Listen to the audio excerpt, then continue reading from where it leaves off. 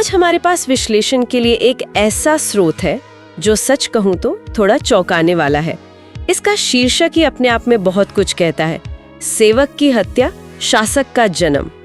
शीर्षक ही बहुत मजबूत है। और इसकी पहली ही लाइन कि शक्ति सबसे काबिल इंसान को नहीं बल्कि उस इंसान को मिलती है जो सबसे ज्यादा निश्चित दिखता है, ये अपने आप में एक बहुत बड़ा दावा है। बिल्कुल, ये पूरी की पूरी चर्चा का आधार है। हाँ, तो आज हम इसी पर बात करेंगे कि कोई अपनी हिचकिचाहट को मिटाकर एक असरदार, एक प्रभावशाली उपस्थिति कैसे बना सकता है।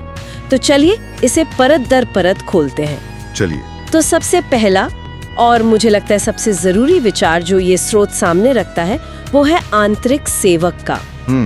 ये हमारे अंदर की उस आवाज के बारे में है जो हमेशा दूसरों की मंजूरी चाहती है, बहुत ज्यादा सोचती है। सोर्स का तो ये भी कहना है कि ये हमारी असली पहचान है ही नहीं, ये बस समाज का सिखाया हुआ एक प्रोग्राम है। हाँ, और प्रोग्राम शब्द यहाँ बहुत सही बैठता है। मतलब स्रोत इसे कोई आदत नहीं मानता, वो इसे एक तरह का मानसिक वायरस कहता है जिसे हमें काबू में रखने के लिए बनाया गया है। अच्छा। और मजे की बात यह है कि वो इसे सुधारने की बात नहीं करता, वो सीधे कहता है इसे मार दो। एक मिनट, मार दो, ये सुनने में बहुत बहुत कठोर लगता है। क्या मतलब है इसका? क्या अपने अंदर की विनम्रता या सहानुभूति कोई खत्म कर दे? ये एक बहुत अच्छा सवाल है। देखिए, स्रोत के नजरिए से ये एक मनोवैज्ञानिक युद्ध है। अपने खिलाफ? बिल्कुल, अपने ही खिलाफ। इसका मतलब सहानुभूति को मारना नहीं बल्कि उस हिस्से को मारना है जो दूसरों की राय पर जिंदा रहता है। तर्क ये है कि जब तक ये भीतरी सेवक जिंदा है, आप कभी आजाद हो ही नहीं सकते। क्योंकि शक्ति मांगने से नहीं मिलती। कभी नहीं। शक्ति उस इंसान की ओर खींची चली आती है जिसकी मौजूदगी में एक अटूट निश्चय हो, और ये निश्चय उस सेवक के रहते आ ही नहीं सकता। करने का मन करे, उसका ठीक उल्टा करो। सुनने में तो आसान है, पर करने में उतना ही मुश्किल। ये एक शारीरिक अभ्यास है। स्रोत कहता है कि जब भी आपको छोटा महसूस हो, सिकुड़ने का मन करे, तो जानबूझकर ज्यादा जगह लें, कंधे फैलाएं। और जब सफाई देने का मन करे तो चुप हो जाएं। और सबसे मुश्किल, जब माफी मांगने की इच्छा हो तो सीधे आंखों में देखें बिना पलके झुकाए। मतलब ये सिर्फ सोच बदलने की बात नहीं है, ये तो एक तरह से अपनी बॉडी लैंग्वेज को हैक करने जैसा है। बिल्कुल, आप एक नई पहचान गढ़ रहे हैं, और ये पहचान दुनिया के खिलाफ विद्रोह करके नहीं बल्कि खुद के उस पुराने दब्बू संस्करण के खिलाफ विद्रोह करके बनती है। तो शारीरिक हाव भाव की बात तो हुई, पर ये स्रोत मौन यानी चुप्पी के बारे में भी कुछ बहुत दिलचस्प कहता है। आमतौर पर हम सोचते हैं कि जो ज्यादा बोलता है वो ज्यादा आत्मविश्वासी होता है। हाँ, लेकिन ये स्रोत तो बिल्कुल उल्टी बात कह रहा है, और ये इस विश्लेषण का एक बहुत महत्वपूर्ण हिस्सा है। कैसे? स्रोत कहता है कि असली शक्ति शोर में नहीं, स्थिरता में है। उसने शाही दरबार का उदाहरण दिया है जहां राजा हमेशा सबसे जोर से नहीं बोलता था। कभी कभी सबसे शक्तिशाली व्यक्ति वो होता था जो कोने में चुपचाप बैठा सब देख रहा होता था, क्योंकि सब जानते थे कि जब वो बोलेगा तो हर शब्द का वजन होगा। और इसके पीछे की मनोविज्ञान क्या है? चुप रहने से कोई शक्तिशाली कैसे लग सकता है? देखिए, स्रोत इसे नियंत्रण के एक हथियार के रूप में देखता है। जब आप ज्यादा बोलते हैं तो आप खुद को उजागर कर देते हैं। अच्छा। लोग आपकी कमजोरियों को भांप लेते हैं। आप प्रेडिक्टेबल मतलब अनुमान के योग्य बन जाते हैं। लेकिन एक शांत व्यक्ति, वो हमेशा एक खतरा माना जाता है, क्योंकि किसी को पता नहीं कि उसके दिमाग में चल क्या रहा है। बिल्कुल, ये एक रणनीति है। दूसरों को पहले बोलने दो, उन्हें वो खालीपन भरने दो। अक्सर वो अपनी घबराहट में अपनी असुरक्षाएं और अपने डर खुद ही बता देंगे। वाह, तो जो पहले बोलता है वो अपनी कमजोरियां पहले दिखा देता है। इसे शारीरिक हाव भाव से भी जोड़ा गया है, जैसे धीरे चलना, कभी हड़बड़ी में ना होना। हाँ, स्रोत इसकी तुलना एक शिकारी से करता है जो हमला करने से पहले शांति से इंतजार करता है। ये बात सही भी है। बड़े लीडर्स कभी हड़बड़ी में नहीं लगते। बिल्कुल, क्योंकि जल्दबाजी दिखाती है कि आप किसी और के कंट्रोल में हैं, आप प्रभावित करने की कोशिश कर रहे हैं। लेकिन जब आप ऐसे चलते हैं जैसे आप उस जगह के मालिक हैं, तो आपको किसी को प्रभावित करने की जरूरत नहीं पड़ती। लोग खुद आपकी ओर देखने लगते हैं। हाँ, एक तरह का गुरुत्वाकर्षण पैदा होता है। लोग आपकी ओर खिंचने लगते हैं सिर्फ इसलिए कि आप किसी का पीछा नहीं कर रहे। ठीक है, तो शांत रहना और धीरे चलना तो एक बात हुई, लेकिन जब बोलना पड़े तब क्या? क्या एक शासक की आवाज भी अलग होती है? बहुत अलग। और स्रोत इस पर बहुत साफ है। वो कहता है कि ज्यादातर लोग ऐसे बोलते हैं जैसे वो बोलने की इजाजत मांग रहे हों। इजाजत कैसे? वाक्यों के अंत में उनकी आवाज ऊपर की ओर उठती है, जैसे वो सवाल पूछ रहे हों। वो घबराहट में हंसते हैं, शायद मुझे लगता है जैसे शब्दों का इस्तेमाल करते हैं। ये तो हम सब कहीं ना कहीं करते हैं। श्रोत इसे आत्मविनाश कहता है ना? हाँ बिल्कुल, ये ऐसा है जैसे आप कुछ कहने से पहले ही उसके लिए माफी मांग रहे हो। तो इसका तोड़ क्या है? एक माकियावेलियन आवाज कैसी होती है? श्रोत के अनुसार ये आवाज धीमी, शांत और निर्णायक होती है। हर वाक्य एक फैसले की तरह, जिस पर कोई बहस की गुंजाइश ना हो। और इसके पीछे का मनोविज्ञान? मनोविज्ञान ये है कि इंसान तर्क से ज्यादा दृढ़ विश्वास का पालन करता है। अगर कोई अटूट निश्चितता के साथ बोलता है तो ज्यादातर लोग मान लेते हैं कि वो सही होगा। वे आपके आत्मविश्वास के आगे झुक जाते हैं। तो इसके लिए कुछ खास तकनीकें भी बताई गई हैं? हाँ, और वो बहुत सीधी है। पहली, कम बोले लेकिन हर शब्द का वजन हो। ठीक है। दूसरी, वो सभी कमजोर वाक्य हटा दें जो आपको बचने का रास्ता देते हैं, जैसे मैं बस कह रहा था या ये बस मेरी राय है।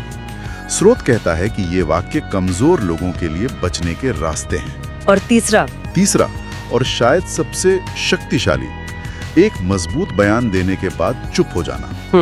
वो मौन एक चुनौती है। ये दूसरों से कहता है मैंने अपनी बात कह दी है, अब हिम्मत है तो इसे काटो। ज्यादातर लोग ऐसा नहीं करते, और अगर कोई करता भी है तो बचाव ना करें, बस कहें ये गलत है और आगे बढ़ें। तो ठीक है, बॉडी लैंग्वेज बदल ली, बोलने का तरीका बदल लिया, लेकिन सोर्स कहता है कि ये सब बेकार है अगर एक चीज पर हमारा नियंत्रण ना हो। हमारा मन। हाँ, हमारा मन। अगर कोई आपको एक वाक्य से उकसा सकता है तो आप शक्तिशाली नहीं हैं, आप बस एक मुखौटा पहने हुए हैं। बिल्कुल, यहीं से असली युद्ध शुरू होता है। स्रोत इसे मनोवैज्ञानिक रूप से पहुंच से बाहर बनना कहता है। पहुंच से बाहर का क्या मतलब है? क्या इसका मतलब है कि भावनाएं महसूस ही ना करें? ये तो इंसान को रोबोट बना देगा। नहीं, स्रोत ये नहीं कहता कि भावनाएं महसूस ना करें।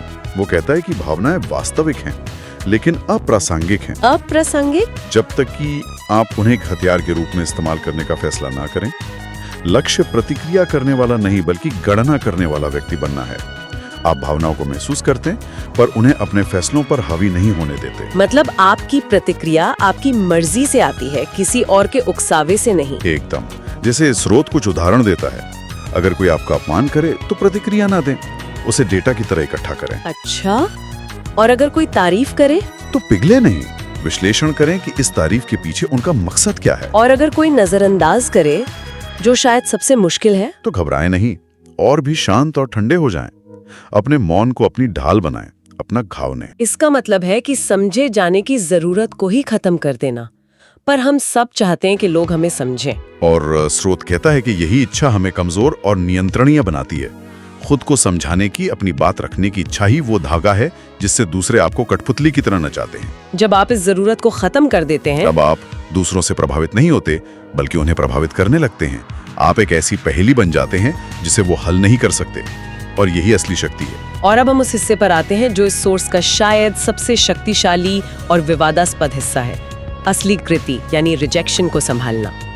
हम सब रिजेक्शन से डरते हैं ना, इसे एक व्यक्तिगत हार मानते हैं, लेकिन इस सोर्स इसे बिल्कुल अलग नजरिए से देखता है। हाँ, ये अस्वीकृति को व्यक्तिगत हार नहीं बल्कि खुफिया जानकारी कहता है। ये एक तोहफा है, घाव नहीं। खुफिया जानकारी किस तरह की?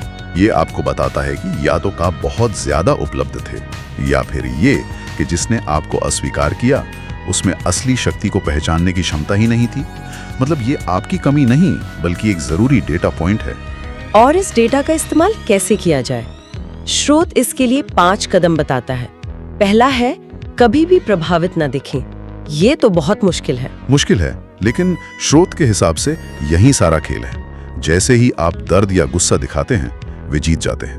उन्हें पता चल जाता है कि उन्होंने आपको प्रभावित कर दिया है, तो कोई प्रतिक्रिया नहीं, बिल्कुल शांत। ठीक है।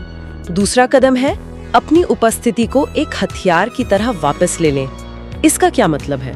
मतलब अचानक और पूरी तरह से गायब हो जाएं। कोई बहस नहीं, कोई आखिरी मैसेज नहीं, बस खामोशी। आपकी अनुपस्थिति आपके शब्दों से ज्यादा असरदार होनी चाहिए। ताकि उन्हें आपकी कमी का एहसास हो। बिल्कुल। और तीसरा कदम है, कहानी को फिर से लिखें। ये दिलचस्प है। हाँ, ये आपके अपने मन के लिए है। कहानी ये नहीं है कि मुझे अस्वीकार कर दिया गया। कहानी ये है कि मैंने खुद को एक ऐसे खेल से बाहर कर लिया जो मेरे लायक नहीं था। आप पीड़ित नहीं हैं, आप एक खिलाड़ी हैं। चौथा कदम है अस्वीकृति को नियंत्रण में बदलना। बिल्कुल। अब आपके पास जानकारी है, आप जानते हैं कि कहाँ सुधार करना है, कहाँ अपनी कीमत बढ़ानी है। स्रोत कहता है कि अपनी कीमत इतनी बढ़ाएं कि जिन्होंने आपको नजरअंदाज किया था वे भविष्य में आपका नाम लेने में भी हिचकिचाएं। ये बदला नहीं है, ये विकास है। सही कहा। और आखिरी 5वां कदम, अपनी वापसी को हथियार बनाएं। और यहाँ साफ कहा गया है कि बदला लेना लक्ष्य नहीं है, बदला लेना कमजोर लोगों का काम है। तो लक्ष्य क्या है? लक्ष्य इतना शक्तिशाली बनना है कि बदला अप्रासंगिक हो जाए। आप तब वापस आएं जब आपकी सफलता इतनी स्पष्ट हो, इतनी ऊंची हो कि उसे नजरअंदाज करना नामुमकिन हो। उस समय कुछ कहने की जरूरत नहीं पड़ती, आपका अस्तित्व ही उनका जवाब होता है। तो इन सब को जोड़कर देखें तो ये एक पूर्ण परिवर्तन की रूपरेखा है, एक सेवक से एक शासक बनने तक, जिसका लक्ष्य लोगों को पसंद आना नहीं बल्कि अविस्मरणीय बनना है। बिल्कुल, उस तरह का इंसान बनना जिसके कमरे से चले जाने के बाद भी उसकी मौजूदगी महसूस होती रहे। इस पूरी चर्चा का सार एक ऐसी पहचान बनाना है जो अटूट हो, शांत, ठंडी और गणना करने वाली। जब किसी को भावनात्मक रूप से हिलाया नहीं जा सकता तो दूसरे केवल देख सकते हैं और इस बात से डर सकते हैं कि आपका अगला कदम क्या होगा। आप एक ऐसा हथियार बन जाते हैं जिसे कोई नियंत्रित नहीं कर सकता। यहाँ एक सवाल मेरे मन में आता है जिस पर हम अपने श्रोताओं को सोचने के लिए छोड़ सकते हैं। ये स्रोत शक्ति और नियंत्रण का एक बहुत साफ लेकिन शायद क्रूर रास्ता दिखाता है, लेकिन उस आंतरिक सेवक को पूरी तरह से खत्म करने की क्या कीमत चुकानी पड़ सकती है?